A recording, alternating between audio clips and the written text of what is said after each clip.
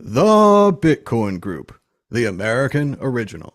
For over the last 10 years, the sharpest Satoshis, the best Bitcoins, the hardest cryptocurrency talk. We'd like to welcome our panelists Dan Eve, the Crypto Raptor, Happy Friday, folks. Josh Shigala from the Standard.io, Happy Saturday, folks. and I'm Thomas Hunt from the World Crypto Network. Moving on to issue one. Issue one, Bitcoin isn't suitable as payment or investment, says the European Central Bank. Yes, the European Central Bank is back again, and they're letting you know that even though there's a Bitcoin ETF, 9 of them in fact, sponsored by various Wall Street companies such as BlackRock and others, that it doesn't matter. Your Bitcoin is still illegitimate. As it says here, Bitcoin has failed on the promise to be a global decentralized digital currency. Come on, give us a chance. And is still hardly used for legitimate transfers. The latest approval of an ETF doesn't change the fact that Bitcoin is not suitable as means of payment or as an investment, says Ulrich Blindsell and Jürgen Schaft. Dan Eve, what do you think about the incredible slam from the European Central Bank? Well, it's definitely a defensive move because they've probably looked at the chart of the euro against Bitcoin and seen that the euro's lost like 99.99% of its value since Bitcoin came out. So they're running a bit scared at the moment, but they're still coming up with the classic. It's only used for money and nefarious activities. They haven't kind of been swung around yet by all the positivity that's coming on the environmental side of things. They didn't sort of comment on that specifically. But it's still just the same old trope, right? That Bitcoin's a bad thing. It's failed in its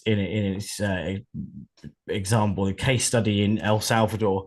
But that's just, I think, very much dividing people politically right now, like how things are going in El Salvador. The Bitcoin experiment also based on their general kind of political lines as well. So for people that are outside Bitcoin. So everyone's kind of idea of El Salvador is a bit tainted anyway, because everything's kind of a bit, what's the word? Controversial, everyone's saying nowadays. So the ECB just clutching at straws as usual. Josh Shigala, just when you thought we were all respectable with all of Wall Street loving Bitcoin, the ECB comes in with a hit. What do you think about their latest slam? Yeah, I mean their latest slam is fun. It's a fun little slam in the media, but the big slam, the big body slam, the big WWF mega, you know, slam off the ropes is basically these MiCA regulations, which will, um, yeah, the split Bitcoin. I feel could have the potential to split Bitcoin into three or even four sections, where you would have Bitcoin, which is, ClearNet, and other crypto. Then you'll have BlackRock, and their ETFs, where, oh, if you want to buy this asset, you can buy the assets. Just you can buy the ETF. There you go. Um, and if you want to actually use Bitcoin, well, you have to use a wallet that sends your KYC data in with every transaction to another wallet.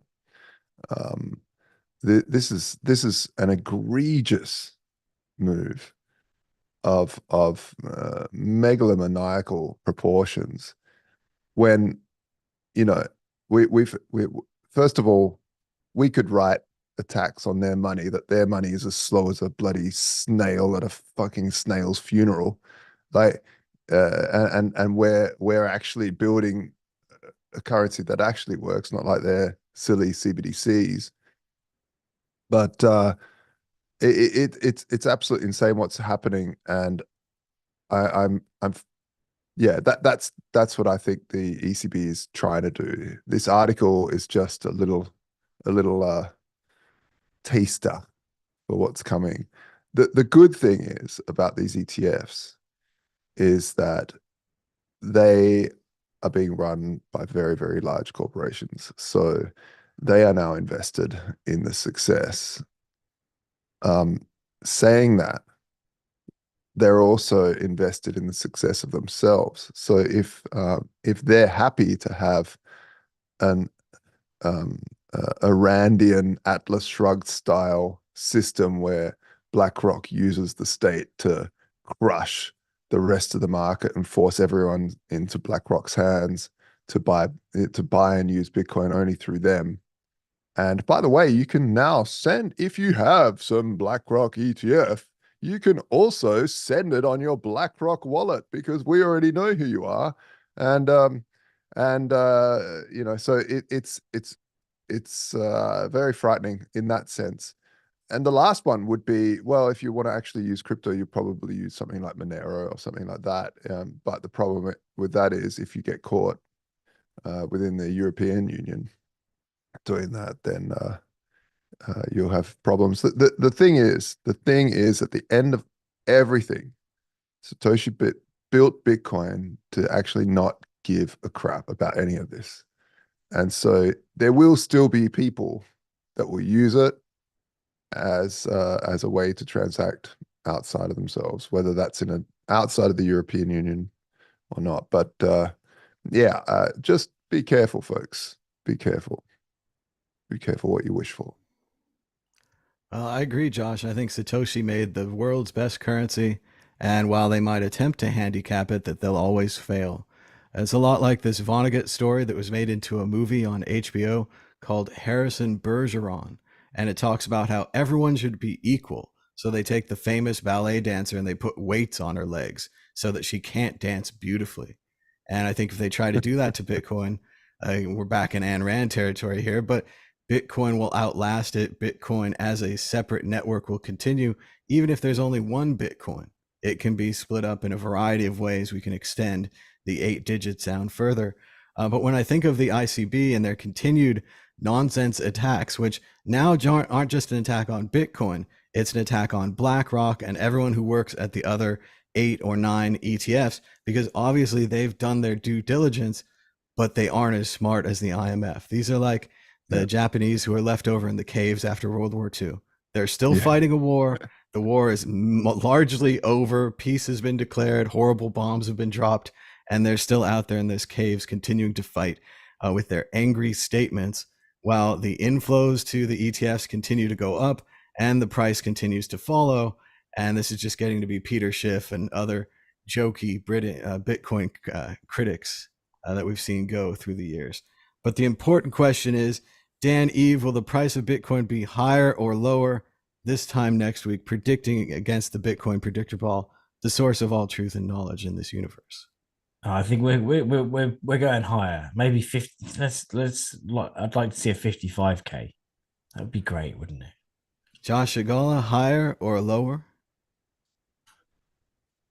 I think it will go sideways for another week.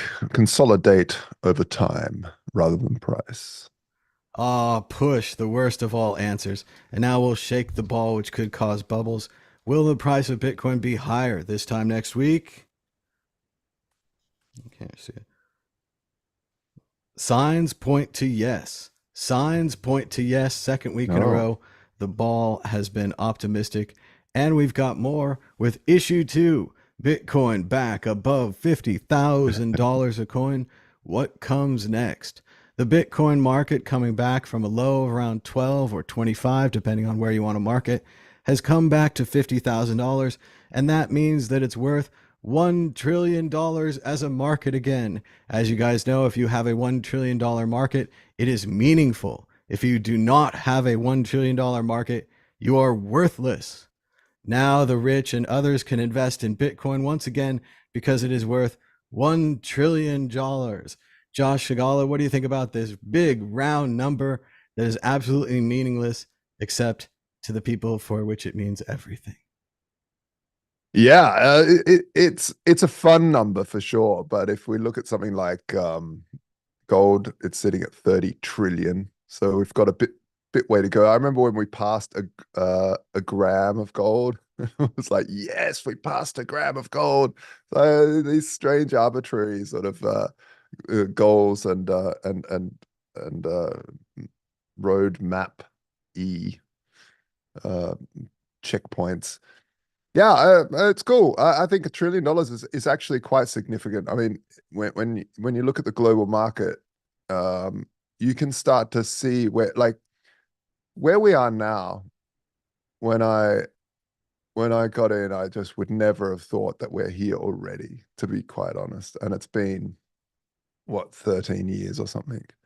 So it's phenomenal that this strange little software where you open up Bitcoin QT, which was the original name for the little bit of software that you ran, and these funny little bits of money where we were sending around hundreds of these things to each other and giving them away so people could test them out, would be equivalent to what like way more than most countries' central banks push around on a daily basis. Like it's phenomenal to me, actually, that we're here now, that this libertarian dream of having a state independent, free network and money would be available, where a technocratic gold would be possible and wouldn't be shut down,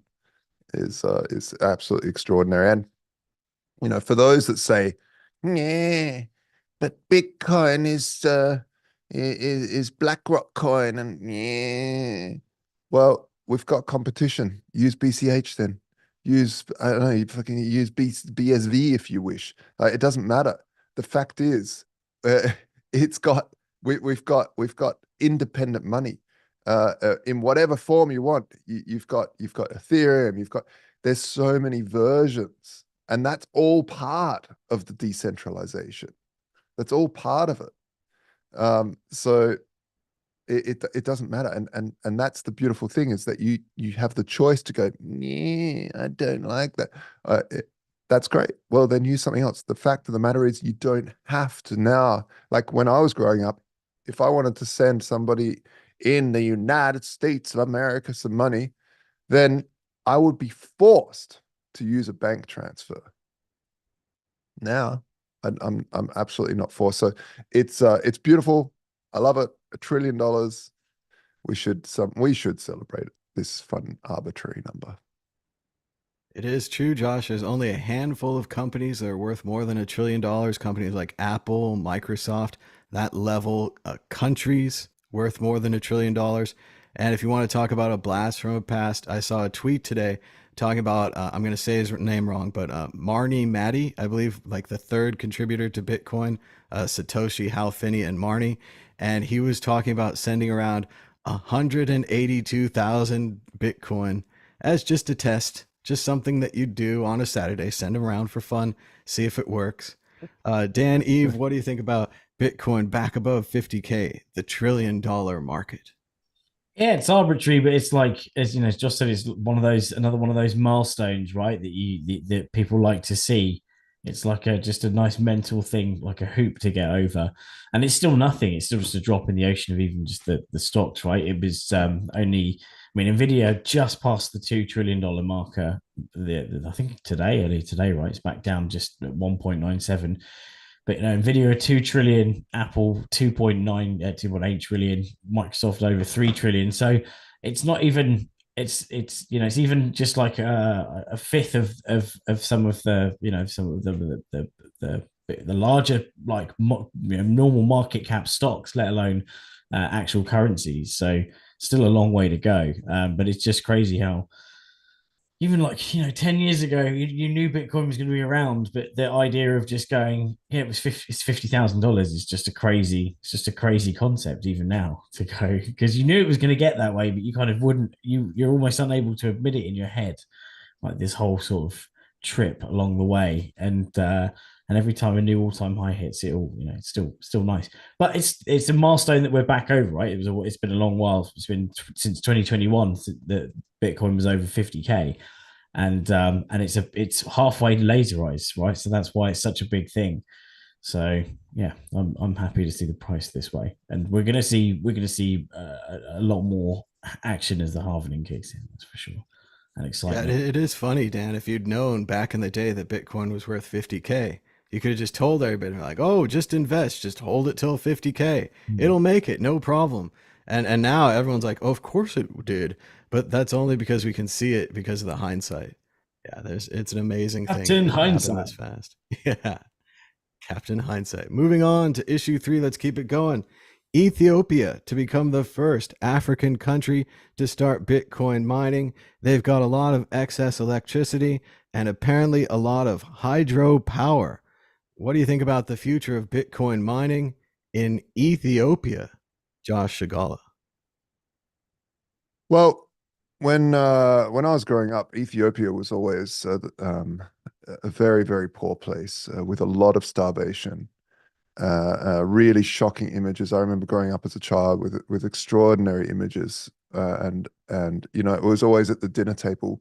Josh, you eat those lentils. The poor kids in Ethiopia don't have any lentils to eat or anything to eat, and it always left a bit of a, a footprint on my understanding of even the whole of Africa. Because as a kid, you sort of think as Africa as this country almost. Like you don't really have an idea that there are individual countries in Africa. And yeah, but if you look at the economics behind that, you know, Africa is still sorry, Ethiopia is still in debt to the World Bank from those days of around about like $13 billion, which is a lot of money for the nation. And that's just the World Bank, and about, I don't know, another few billion to the IMF. So I think if it was to hold some Bitcoin on the balance sheet, it would probably be a wonderful thing for it because it could release it from the shackles of the World Bank.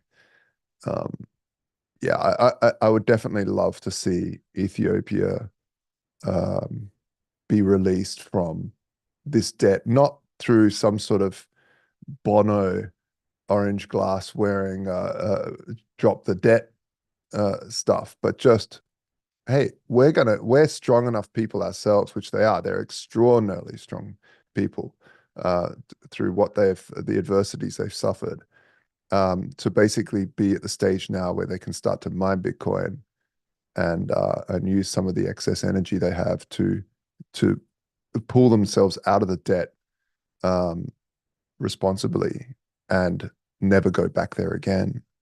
Yeah. I'm just impressed with the resource distribution, the idea that there's excess hydropower in Ethiopia, and somehow a Bitcoin person gets over there and says, "Hey, let's mine this hydro. Let's take this extra energy and use it for Bitcoin."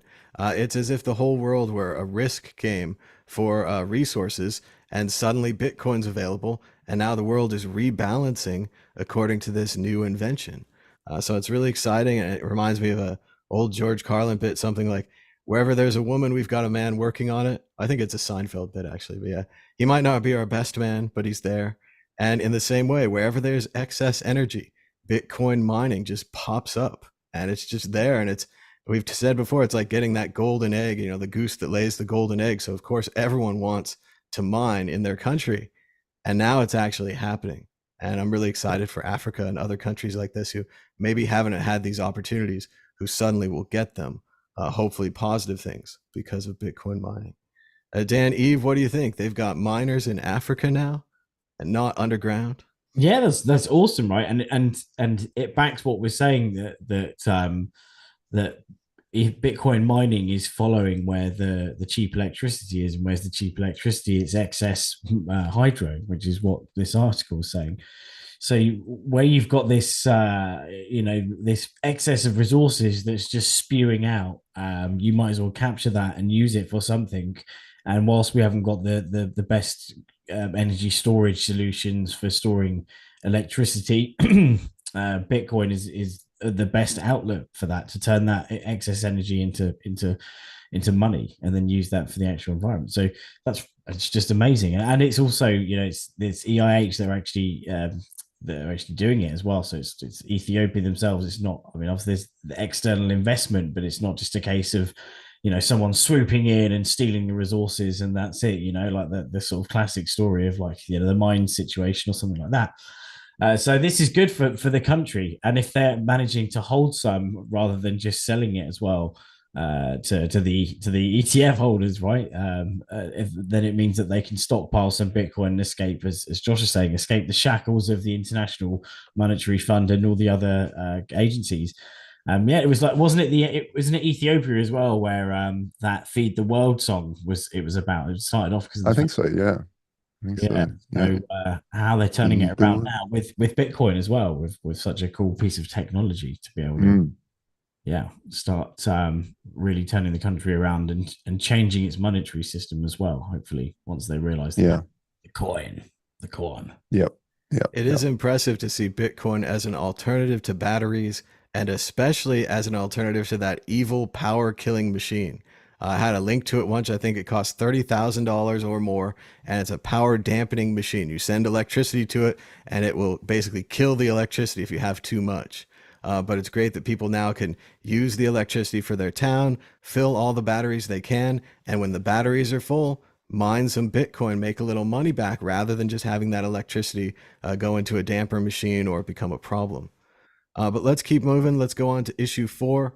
We've got a lot of topics today. Is that a joke? Sorry, just very quick. Is that a joke? An electricity dampening machine? No, because of, we've talked about load balancing, grid balancing. When you have too much energy, you have to do something with it. You can't always use it. So there is a specific kind of machine, not a Bitcoin miner. I don't know the technical details. I would guess it'd be heavy, full of metal, and it grounds the energy. I'm not a scientist. No, don't go by my word, historian. But yeah, there is a power dampening machine. It's very expensive. And we found it when we were looking at all this hydro Bitcoin mining and stuff, with the obvious idea that mining Bitcoin, getting a little bit of money instead of just getting nothing and having to pay for the power dampening machine or whatever it's officially called. Let us know in the chat, in the comments, how you're an expert on power dampening machines and how they work. Or ask ChatGPT. Dunning-Kruger effect in full effect. That's right. Everyone, they're going to be like, of course we're experts on that. Like, we can't believe you don't know about that. But we're moving on to issue 4. Reddit is having an IPO, and that means we get to look at their books. And what did we find? Bitcoin, Ethereum, maybe even a little bit of Polygon, a layer 2 scaling network for Ethereum. They're all on Reddit's books, and that's because Reddit's going public in an IPO, and they want you to invest, despite the fact that Reddit, the website, was sold to Condé Nast, the massive Wired magazine publishing type company. They're now selling it again. They're selling it back to you. So 2 parts of this, Josh. What do you think about the Reddit IPO? And what about the idea that they secretly were holding some Bitcoin, Ethereum, Polygon? I don't know if they were secretly doing it because it's. I remember reading many a headline that Reddit is going to, has employed some crypto people and they're looking at how to move crypto about and use it as tips and all this sort of thing. So I think they've always been very friendly to Bitcoin and to crypto as a whole. So yeah, it's good to see. And its IPO is really like a quirky meme that's getting framed into high art. And what I love about Reddit, what I really love about Reddit and 4chan, because usually it goes from 4chan to Reddit to the world, and is that you get things like GameStop, you get these sorts of things happening where people that just don't take anything seriously take on very serious topics, and so I'll be waiting to what the meme armies of the world do with this IPO. It's very interesting. It's very interesting. I mean, the other thing I'd like to ask the community is, would you buy this? Would you buy the IPO? Do you think it's worth something? Do you think that Reddit is going somewhere? Because for some reason Reddit was very, very big when I was first, part of, when like 10 years ago, I was like right into it. I loved it. And then slowly moved. Like I didn't spend much time on the Bitcoin talk forums. I'd rather use the Reddit for some reason. I think it's because the app I was using Reddit as fun, and it was just easier to use than the forum on my phone. So yeah, I don't know. I have fond memories of it, especially the comments in all of these subreddits. I just love the fact that things just get hilarious very quickly. But yeah, I don't actually know how Reddit makes money. So maybe I should read the IPO filing. Maybe it's just holding Bitcoin and Ethereum. Maybe that's how they make money. I'm not sure. But yeah, more companies. I would love to know how many companies are holding crypto on their balance sheet. It would be a fascinating little peek into the world. It would be great, Josh, if Reddit was just a Bitcoin and Ethereum holding conspiracy, and that was their main plan. They're like, we get more money, we hold more Bitcoin, it makes more Yeah, money, so on and so yeah, forth. But yeah, no, much like you, I feel Reddit's a place I used to go. Like I used to yeah, hang out in Reddit, and I used to go to our Bitcoin, and I used to do yeah, all these things. And I wonder, I mean, I kind of want to buy the stock. You get into that ownership thing, but would it really go up? Are people really going to go there? Is it still a thing? It feels like a thing from the past, and also having an IPO feels like a bit of a thing from the past. Shouldn't they just have an ICO like Telegram or Signal or any of these other companies and just go to the open market of the world instead of the yeah, open market of the United States stock exchanges for United States people and other things like that? Although maybe you can buy them on Cash App, or maybe you can get things that represent the shares. I'm not yeah. sure, but Reddit's definitely had their history with crypto, so I'm not surprised to see it on their books. They've tried to make their own coin a few times and failed. Mm, They've hired big crypto people and fired them. And they've sold multiple versions of their Reddit alien mascot Shmoo with different costumes and different colors and all those things yeah, as NFTs. So they should yeah. be pretty, above the board. And I guess they need more money than that. They got to keep, the servers running. They got to feed the Well, monkey. I don't know you what it know, is, but they have all these. They previously had advertising and Reddit Gold as their monetization options that I'm aware of, Josh.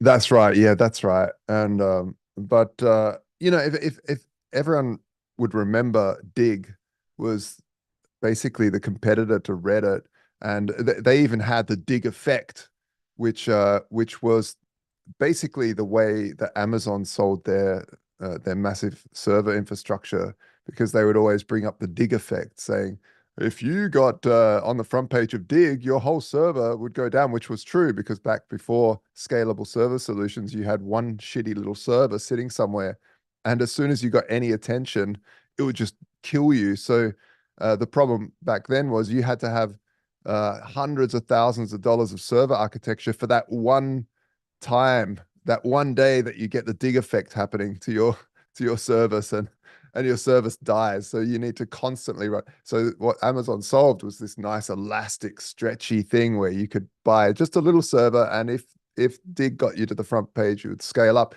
And then it died because they had a shitty upgrade, and everyone moved over to Reddit. Because Reddit, even though it was slightly different, it was always Reddit versus Dig. And yeah, Reddit's still around. Dig was awesome back in the day. I remember like having like 180 digs or something one time. And it's sad, Josh. The main thing I think about Reddit these days is those annoying messages that you get when you want to go to a Reddit and then it says, no, you have to do this in the app, or no, you're not old enough to see this Reddit. And I think of Reddit mainly as this gatekeeper that blocks me from content and annoys me, which is sad because I used to really like Reddit. Dan, Eve, we haven't heard from you yet. What do you think about Reddit, as well as the fact that they're holding on to some crypto? Well, there's a VPN check now as well, I think. So if it doesn't like your VPN, you can't get to the information either. So yeah, I use it less and less, and yeah, it's really just obtrusive, that initial message, right? Going, do you want to use the Reddit app? Come on, use the Reddit app, and you just like give me the info. I needed like just the sentence after that box right there, and I've got to go through this separate process. Weren't they at one point that there were rumors that Redcoin, this was in 2014, right? That Redcoin was going to be the currency for Reddit, and they came back round in 2017 when John McAfee shilled Redcoin as well, and they were like, "Yeah, Redcoin's going to be the currency of Reddit, R double D." Which never obviously materialized. But it would seem logical that they would, adopt a cryptocurrency for their crediting system. Obviously, they could create their own token, which like Telegram are doing, but then they could also use, they have a real good opportunity to use Lightning, um, or even something that I'm quite surprised they haven't done yet. If they're holding like Ethereum, is they're obviously kind of into what Ethereum can do. So why not have kind of the NFT as avatars, the same thing that Twitter's doing, and open up kind of more crypto based integrations into Reddit and help shield their bags. But maybe it's finally becoming a company that's going to start making big money, right? It's like the early days of a lot of these apps, they amass this huge number of users, but really don't know how to wring the flannel out of all the revenue streams, Facebook and co eventually did do. So maybe they're reaching that stage now, right? They're like, look, we've got this huge massive users, but we need to start wringing out the cloth and eking value out of this great big potential gravy train. So maybe we'll see some good positive changes from Reddit, and it will come back to a platform that's really used for people as a good resource and discussion ground. That could be a good thing, because I could do with a return to Reddit. I feel like we've hit the worst of all stages in a startup, the era of walled gardening, when all the old people, the early adopters, are all gone, and they're just like, find us as many customers as we can hold on to, and like Dan said, sell them something, get them the money. Josh, did you have more on this issue? Yeah, like the thing is that a lot of these companies seem to go to the stock market as they're dying, and it's unfortunate. Or they're in their heyday, and then as soon as they hit the stock market, it starts dying. So the execs kind of know what, the future somehow, and they just want to get there, load up and sell. It's like a way of selling without selling, almost. I mean, they're selling to the public. We can see this, for instance, Robinhood. Actually, I'm not sure if Robinhood is back up, but when they went, IPO, the whole thing was, oh no, they're back up. Oh no, they're not. By far not. We were reaching like $50, and now they're down at 14. So yeah, I'm not sure. It'll be very, very interesting to see if they can actually make some money. Maybe Well, I think will. this blends well into the exit question. Josh, you can go first. Will the Reddit IPO, will it succeed? Would you buy it? Yes or no? Yeah, well, this was what I wanted to say. It was like, I would love to see the meme army just take Reddit and go, and like that nostalgia of GameStop, and just like push it. Yeah, we're gonna push it. But yeah, I don't know, with AI and stuff. And I think this was the main problem that Reddit had. With AI is that AI used Reddit to train, like OpenAI used Reddit, vast amounts of Reddit data to train it. So now people, you know, I don't know. Like, I need Reddit as much as a moose needs a hat stand. Like, it's just probably not needed. Yes, but it'll be an interesting IPO. Dan, Eve, are you buying the Reddit IPO? Oh no, I'll skip it and just and buy Bitcoin, or I'll donate it to a moose for a hat stand. Now, you see, again, I don't have any logical reasons for this. Like Josh says, if they make money on advertising and Reddit Gold, that's another nice way of saying they don't make any money. And if Condé Nast, the magazine company, can't make any money with all these eyeballs over all these years, and now they're going to sell it to you on the open spot market, it's a pretty risky stock bet. I still kind of want to get maybe one as a collectible. I don't know how much they are, if it's like $100 or $30 or $5. But as far as like a money making stock, I think it's more like you buy it because it feels good and you want to own part of Reddit. Maybe they let you vote or something. I don't know. It doesn't make a lot of sense, but nothing they've done ever has. And again, just to be clear, it's not the original cool group of Reddit people like Aaron Swartz, who passed away, and other people. They sold Reddit to Condé Nast. This is Condé Nast doing an IPO of Reddit and probably going to make a lot of money in the background. But we got to keep moving here. Issue 5. Block says its Bitcoin bets boosted by the CashApp yielded $207 million in gains. The Jack Dorsey payment provider notched a 90% year-over-year increase in gross Bitcoin profit, driving up its stock in after-hours trading. And we don't have to say too much about this, but we have reached the point of the year, the point of the market where Bitcoin companies who stick with Bitcoin are celebrated for it. And all the articles that previously read, Jack loses all his money, Bukele loses all his money, are now saying all their money came back. So Dan, Eve, just really quick, what do you think about Cash App making a bunch of money off of Bitcoin? Yeah, it's classic, isn't it? Right, they're laughed at when Bitcoin's dying, the price is dying, and then they're hailed as genius when the price is going up. But it's good that they are getting some of that positivity on the return, right? And it's not just all the doom and gloom. So yeah, they've done really good, right? And any company now that's holding Bitcoin is going to be tied to Bitcoin's price. So anyone who's publicly holding Bitcoin during a bull run, they're likely to to ride the wave too.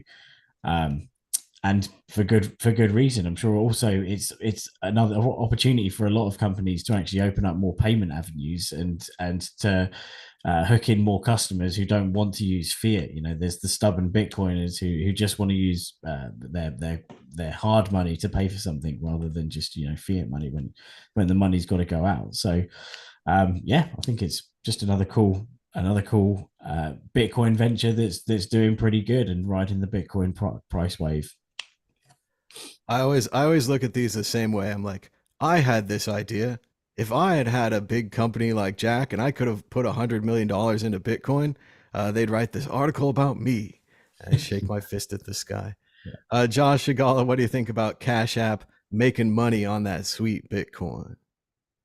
Well, we're at the stage in societal economic issues where the only, every company is making a loss. We're at a high inflation, except the only companies that make money are holding Bitcoin on the balance sheet. It's kind of like, oh, wow, they're profitable. Oh, they've got Bitcoin on the balance sheet. Okay, right, yeah. So we'll see how, like, I really interested to see how many more hold Bitcoin. Yeah. Did they say in the article how much Bitcoin is actually being held? I didn't read the whole thing. I think at one point they had about 8,000. They had a lot of Bitcoin and they bought them early. And of course, they've been selling them and reselling them to their customers through the Cash App. Yeah. Yeah, good stuff. Good stuff. We need more solutions. I would like to see more Lightning Network stuff. It's happening, but what I'd actually like to see is more L2s for Bitcoin. More L2s. Come on, more L2s. All these companies should be working on L2s for Bitcoin. And just like on Ethereum, L2s are normal. Let's try to build another L2 because yeah, Lightning, I love it all. I love it. I love everything Ben's doing. I love all the people that are building on that, and it is really cool. But you need competition. You need as many people trying different things as possible. Don't put all your eggs in that one basket. Hear, hear, the Lightning Network needs a friend. Let's move on to issue 6 where things get political. Okay, this is going to be our last article from Bitcoinist.com. Sadly, Bitcoinist was once a great and decent Bitcoin publication, but now what they do is they write these articles based on tweets. So I want to put a disclaimer out here that none of the people who are quoted in this article thought that they'd be taken seriously for their political opinions. They just put out some tweets. So it's not really their fault. But David Bailey, the publisher of Bitcoin Magazine, Tura Demeester, and others are running hardcore fear-based Bitcoin paranoia about Order 6102. In 1933, the Federal Reserve, being a gold-backed institution in the United States, needed more gold. So FDR signed Order 6102, which you shouldn't know unless you're a libertarian or a hardcore Bitcoin or maybe have a history degree. And they basically seized everyone's gold, and it's horrible, and it was awful, and it's a bit libertarian nightmare, and it happened. But it happened 100 years ago. There's no reason to believe it would happen again. There's no evidence to back this up. This is just complete paranoid fantasy theory to make people afraid. But Josh Shigala, will it happen again? Will they ban Bitcoin in the United States? And according to the thrust of this article, if it really is 6102, go house to house, knocking on the door, collecting people's Bitcoin like a libertarian boogeyman.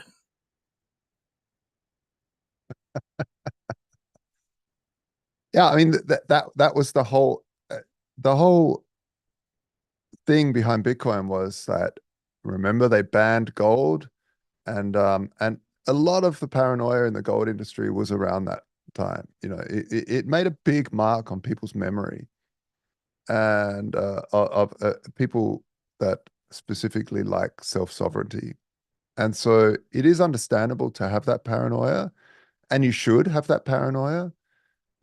It's just that I don't, now that, Bitcoin was designed to get around that paranoia. It was designed to be like, look, it's, yes, it's not anonymous, but it's pseudonymous. And it doesn't allow for that scenario to take place in mass.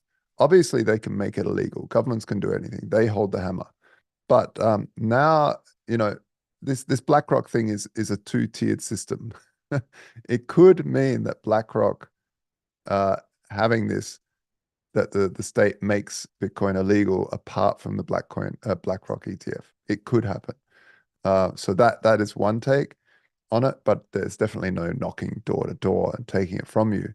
It's just that they might just force Coinbase to be the place that looks for fresh ETF to buy, and custodial for all the ETFs. Not sure. I don't think it's unhealthy to bring it up and remind people that it is possible, because without that thought, we could be running blindly into a trap. So yeah, just I think it's important to have a little bit of skepticism and paranoia around these sorts of things. I just think it's in the wrong time period. It's more Bitcoin 5 years ago. On the eve of the BlackRock ETF and the other 9 ETFs, you're going to now wave the flag that the government's going to ban Bitcoin when the SEC has just finally approved the spot ETFs. Now's when you want to bring us down. Now when you want to get all negative. I don't think it's a good look. I don't think it has any evidence to back it up at all. And again, let's remember the difference between Bitcoin and gold. Gold is heavy, takes up space, and you can get a limited amount. Like if you want to put your life savings into gold into your house, it's going to take up a lot of space. It's really easy to seize. On the other hand, Bitcoin can be split into hundreds of keys, hidden all over the world, buried underneath your garage, under your friend's house, in a river, anywhere. There's all kinds of ways to hide your Bitcoin, which makes such a law where you would go house to house even more ridiculous, even more nonsensical. But it's fun, maybe it's 100 years ago and history just keeps repeating. So the 1929 Yankees are going to win really good with Babe Ruth because it all repeats. It doesn't make sense to me, but maybe that's what they believe. Dan, Eve, what do you think? We've got some hardcore Bitcoin bans coming from the government all of a sudden based on no evidence. Oh, it's the nice kind of drama route, right? To kind of stir things up and be like, they're gonna come for you, they're gonna come for your Bitcoin and pry it from your hands, like they're gonna pry the guns from people's hands, pry the gold from people's hands, and I think we've moved on right a lot since then, and although the government confiscated the gold, I don't think they do it like now. I can't see anything like that happening, not now. There's too much human rights for the government to step in on Well, something. and remember after like the gold ETF, they confiscated all the gold, and after the diamond ETF, they confiscated all the diamonds, and after the spider ETF, they confiscated all the spiders. I mean, none of that happened though. None of that happened. So we don't have there's no Yeah, path. so it's just a bit of drama, isn't it? So to make it sound like it always helps your fight, right? When the potential of the other side is a lot more hardcore. It makes you fight stronger when they can literally come and take the Bitcoin from you.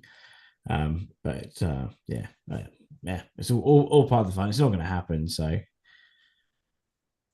They can never take our Bitcoin, but they can take our freedom. Moving on to issue 7. The first photos of SBF from the FTX scandal in prison have been released, but let's talk about them and see if they're any good at all. Here they are with a watermark that says Tiffany Fong right across his chest, Sam Bankman-Fried, and a fellow inmate named G Lock to the left with his photo there. Also did a small interview with Tiffany Fong, laughing and discussing Sam in jail, talking about how he'd lost some weight and gained a beard. So Dan, Eve, what do you think about this first behind the scenes from prison photo of SBF and the curious way that it got here with that wonderful, I don't want to say anything bad. I was going to say something. Person who likes attention very much and would sell things to get more attention. Tiffany Fong. Danny, you've got. well, she's getting us the scoop. So kudos for getting us that really odd picture. And doesn't this? She interviewed that G-Lock guy, and he calls Sam Bankman-Fried. He calls SBF his son, right? He calls him son. He's like my son or something like that. He So definitely imagine, said that Sam didn't snitch and yeah. that by prison standards that he was harder than Takashi 69. I'm not aware of his situation. Well, I can just imagine now SBF trying to keep out of harm's way and calling G-Lock daddy. He's like, "Come on, daddy, G-Lock, protect me from the sisters." Or is that just Shawshank Redemption? But he looks like he's in his element, doesn't he? He looks like someone who knows how to trade fish, tins of fish. He's learning the ropes. He's got Daddy G Lock, and it looks like it's going pretty good for him. It's big running a big scam pays off. It just looks sad. It looks like it could be Vitalik too. Josh Shigala, what do you think? SBF in jail. The first photo released by Tiffany Fong. Yeah, I mean, it sort of reminds me of like the G lock, or could say um G spot, as they call him. No, he'd be like, Sam, you want to play doctors and nurses or mummies and daddies? And you say, oh, geez, doctors and nurses, that sounds like it could get scarier. Mummies and daddies? Yeah, all right. Well, come over. Who do you want to be, mummy or daddy? He said, I'd rather give it than take it. I'll be daddy. Well, come over here and suck mummy's cock. I think that's basically where it's heading. That no, with all jokes aside, what I don't take joy in looking at these sorts of photos. I think it's horrible the fact that Sam is the only one that gets punished Mm. through this whole scam when really he had a so-called regulated exchange. So where are all the regulators that screwed up and allowed what he did? Where are they? They should be standing in this line too. Where are all the people that allowed this to go through from the VCs that apparently did their due diligence? Where are the folks? There they are. See, the dogs agree. The dogs agree. But I feel like Sam has been scapegoated here a lot. Obviously, he deserves to be in prison for what he did, but there's a lot of other people that deserve to be, and all the attention is like Sam. What about all the other executives at that company that stole funds? So I do feel it's unfortunate that there aren't more people that have to serve some sort of justice for this egregious miscarriage. I really, it's also unfortunate, Josh, we didn't get that second trial. Sam was also to be brought up for the political Oh, yeah. charges of violating campaign finance reform, donating directly, allegedly, to Republicans, donating to Democrats on the record. That was supposed to be a second trial, and for reasons I can't really understand, we all understand them, but they didn't have that trial. They said, "Well, we've already got Sam on 3 life sentences or whatever it Don't was. overdo What's it. 3 or 4 more?" Despite the yeah, fact, like you said, Josh, if people are involved there, if they took money, if they violated, even campaign finance reform is a law. There are laws. that's They right. incriminate a They lot of should, people. be filled And out. it's not just about bringing Sam down. It's about exposing that sort of leverage that money markets allow for pull on influence. So it's yeah, it should have been brought up, and it's such a shame. Yeah. All right, we got one more story before we go into overtime. It's a short one, but I just wanted to bring this up because I think it's important for Bitcoin. Issue 8: Bitcoin ordinals may push fees above mining rewards in 2024. Yes, NFTs might save Bitcoin. Everyone always talks about what's going to happen when the block reward gets too small and the miners are not incentivized to mine. But here it is. Perhaps because of the fees generated by Bitcoin ordinals, aka NFTs, they might make money for the miners. Renting out the block space like it's a profitable and useful commodity might actually save the Bitcoin network long term. Dan, Eve, what do you think about ordinals on the network and the idea that their fees could make up for the ever decreasing block reward? Well, I mean, it definitely like reignites that debate, right? Um, about will the miners, when the block reward is what's this? I've got a chart in front of me. I've just texted you if you want to bring it up in the share the screen, right? So this is the halvening chart. So what's the in 2036 there's going to be 0.39 Bitcoin per block. That's a really low amount, right? 2036. By 2048, it's going to be 0.04 Bitcoin a block as the halvening reward. So obviously, the fees have got to account. They've got to be enough to cover the security. But I've got a question, right? So when it gets so low, I know there's a problem right now that you can't even pay the fee, right, to move some Bitcoin. So if you've got a low amount of Satoshis trying to sweep it, you've got to wait for the perfect time.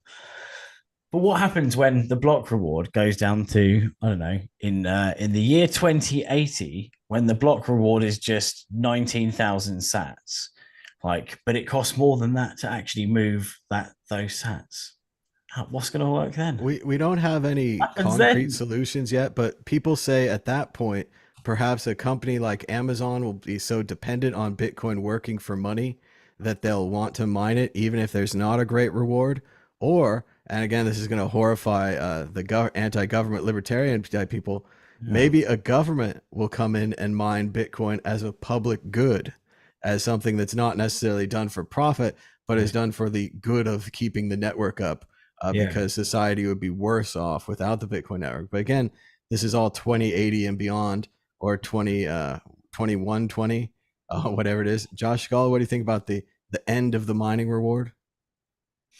It's always, every time the halvening comes up, this is always the FUD that gets pulled out. This sorts of thing. The funny thing is, I'm thinking back at like 2017 all the way back to I don't know, 2013 or so, 2014. It was always like, even on colored coins and stuff, it was always like these meetups and this wacky artists would come and say, "Man, we should just put art on the blockchain." And you say, "Just what are you talking about? Just shut up, man. Like I can't hear it anymore. There's no art on the blockchain. What's the point? What are you talking about?" And now we're talking about art on the blockchain might save Bitcoin. It's hilarious. I love it.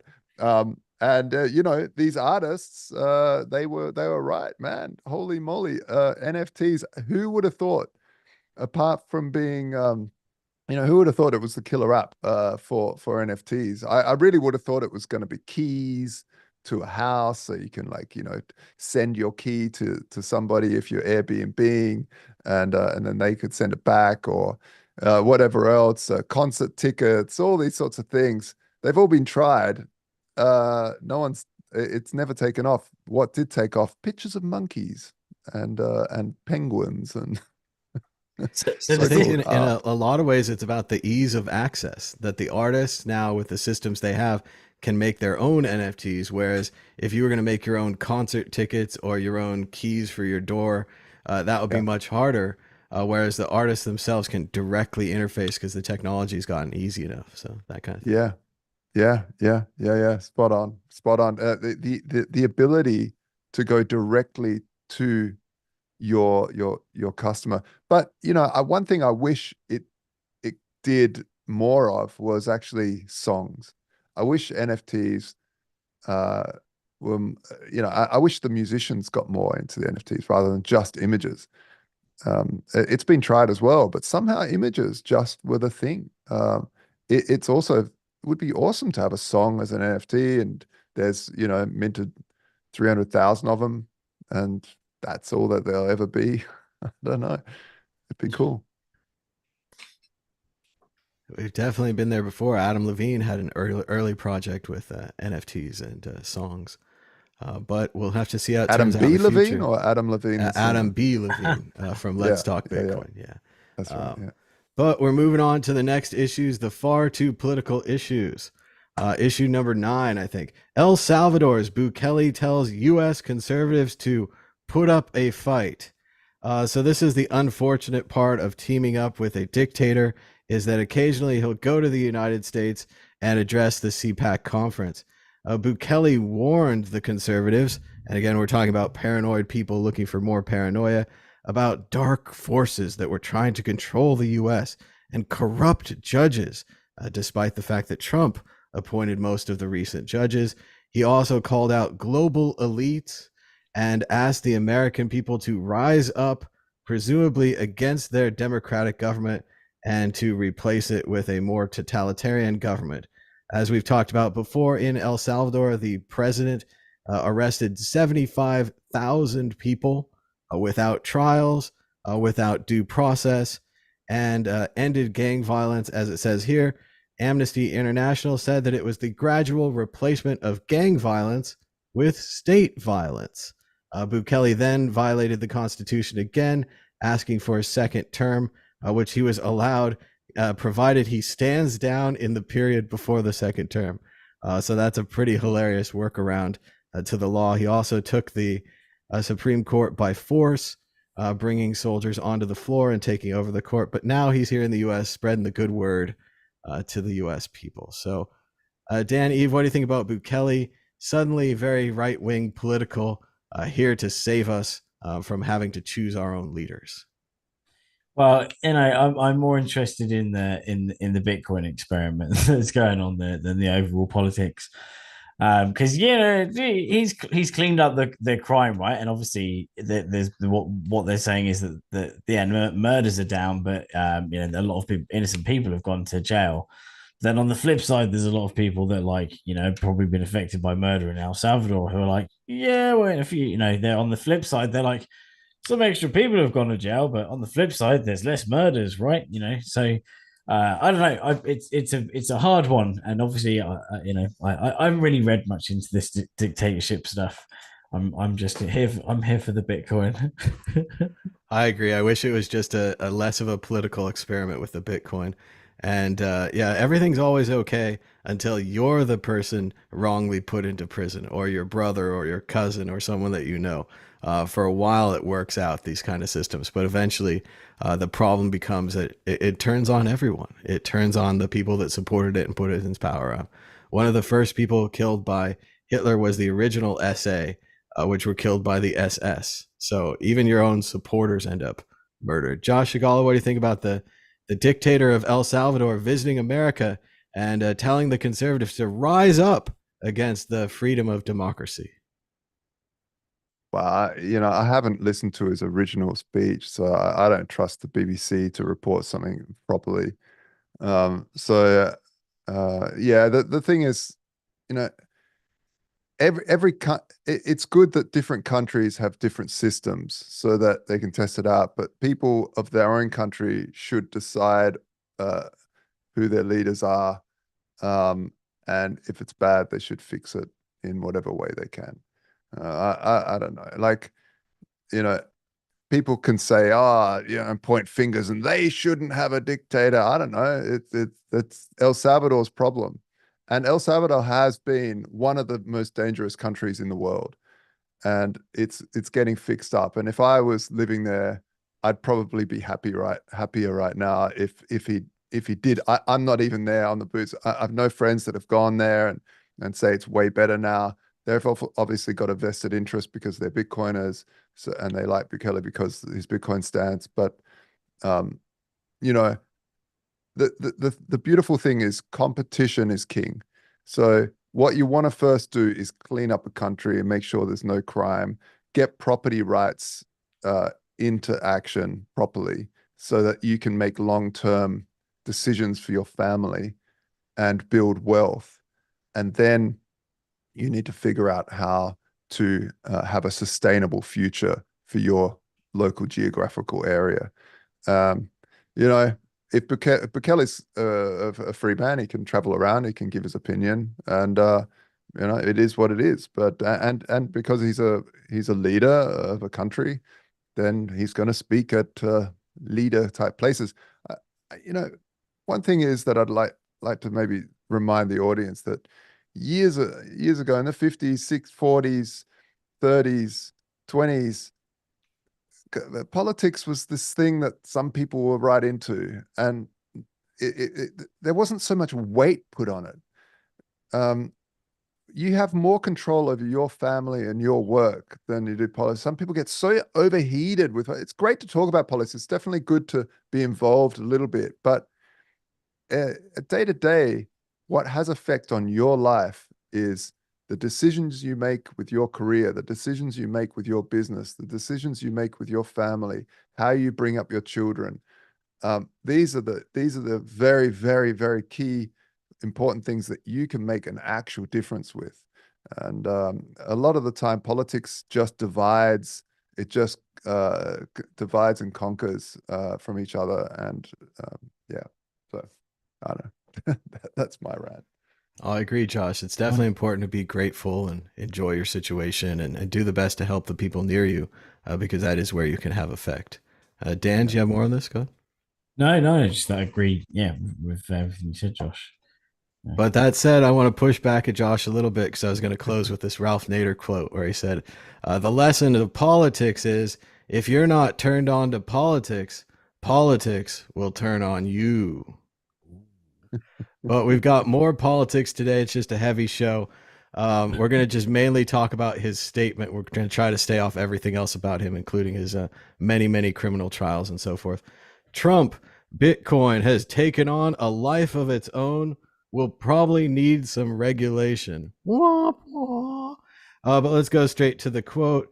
Donald Trump, former president of the United States, said, Bitcoin has taken on a life of its own. You probably have to do some regulation, but many people are embracing it. More and more, I'm seeing people wanting to pay Bitcoin. I can live with it one way or the other.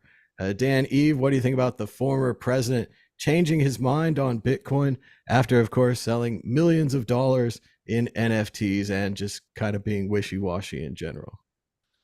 Would if Trump said that he'd make Bitcoin the U.S. national currency, would you vote for him? And Biden said that he would ban Bitcoin. Would you vote for Trump over Biden? It's still about freedom versus not freedom. So even if Biden, and again, I love it when they ban Bitcoin and they attack it because I think it's unbannable and I think that it survives. But yeah, no, it's a tough question. Well, I mean, it's Trump doesn't speak about Bitcoin actually much, so that little speech then that's not really very, it wasn't negative, it wasn't positive, it was actually kind of quite a neutral statement, and which is unlike Trump, who makes kind of waffly, crazy statements. So that's actually quite sensible for him to sensible statement for him to make that isn't pulling in craziness of the headlines, like going, oh, but they use it for drugs and prostitution or something, something nuts like that. So at least it was kind of a middle of the line kind of quote from Orange Man. I agree, Dan. The last line is just especially wishy washy. He just says, I can live with it one way or the other. So it's not like we're going to be, oh, Trump's a big Bitcoin booster. He's on our side, all that kind of Yeah. thing. It's just more, he's mildly changed his opinion on it. And of course, a former president, even this one, talking about Bitcoin is kind of newsworthy for our show. Josh Shigala, what do you think about his mild endorsement of Bitcoin? Well, I don't know. You always get madder than a mosquito in a mannequin factory here on these sorts of topics. But it's really it's a good thing. At least he's not. A lot of the time, so money. Trump, for my mind, on all things, I don't see him as a racist guy. I know that's what the media like to say. I see that he does see one color, and that's green, and so the US dollar is his obsession. He's like that. He's that sort of narcissistic focus on green, and so for him to say, well, there might be another color, orange. I mean, he does love the color orange, as Dan stated. He loves to paint himself orange on a daily basis. But yeah, I think it's good. I think it's great that he's saying it is what it is. It's the free market, that it's softening up these people that are obsessed. Because I have heard him say in the past that we need to make sure that the US dollar isn't undermined, because that's the most important thing. And the US dollar has been undermined with the sanctions that have been pushed against Russia, and that's really hurt the dollar in a way. On a positive side, crypto has helped the dollar because the stablecoin market has really controlled the narrative of what Bitcoin's priced in globally. It doesn't matter what country you live in. If you use crypto, your portfolio is in the US dollar, which is a really fascinating network effect. Because we've launched a euro stablecoin, the standard, backed by thousands of people locking up assets into smart contracts where they don't lose where they don't give over the private keys.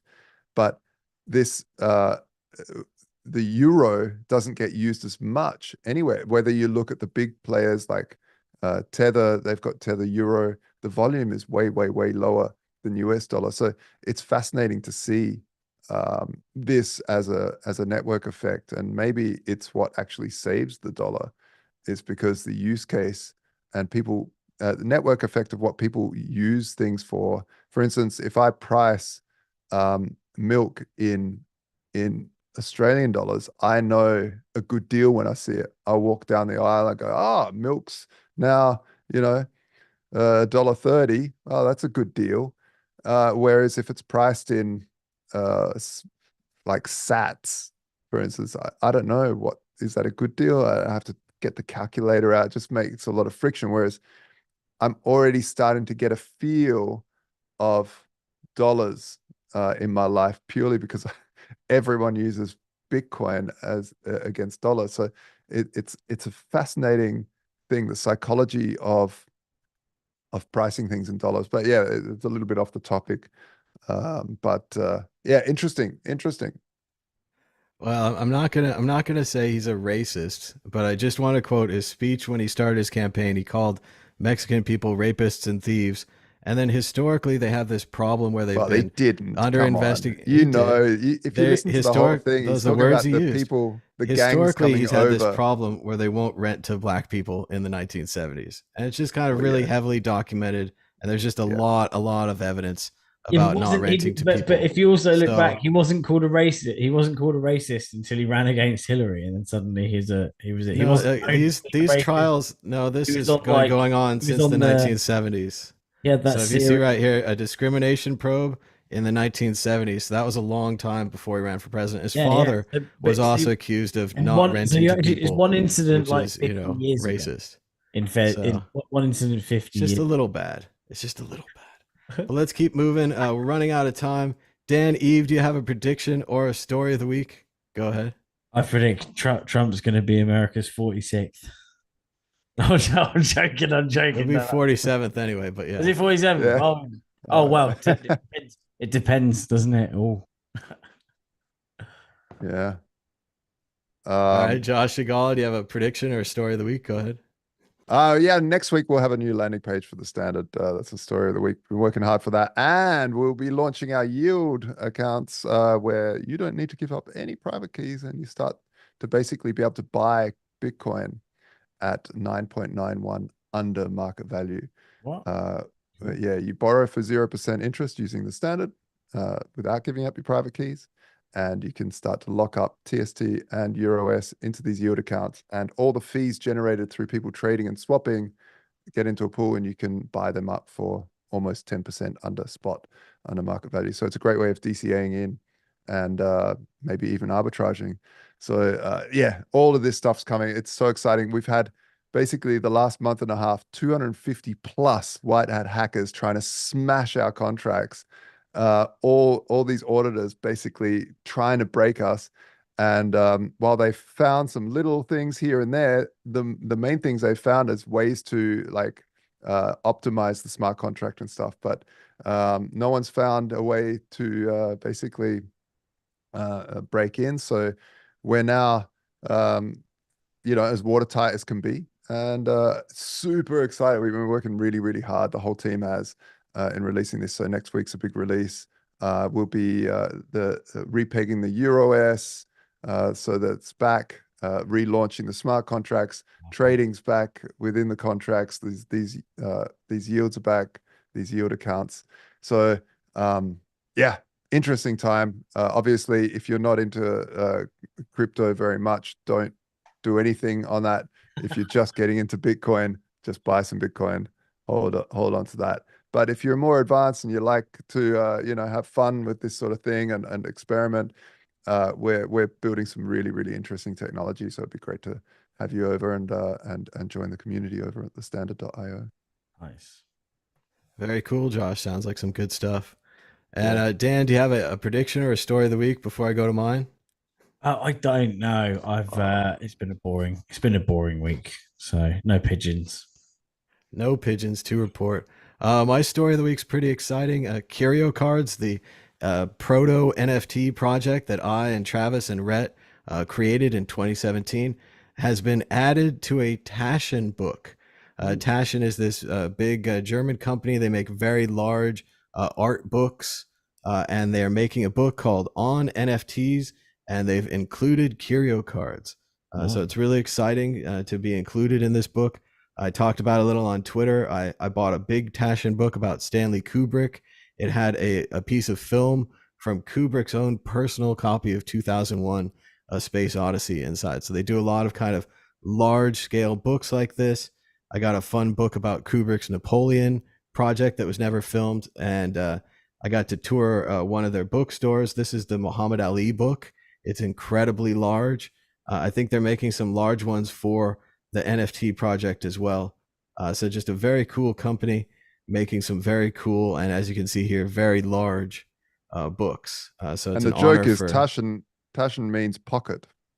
That's amazing. Yeah. That's funny because I don't think these will fit anywhere. So shout out to Taschen, shout out to Curio Cards. It's just great to be included and to have our own little small place in NFT history. So thanks to everybody for joining us. Sorry we had to get political there for a couple of stories, and I'm kind of losing my voice too, so there's probably comments on that. So thanks so much for joining us. Until next time, bye.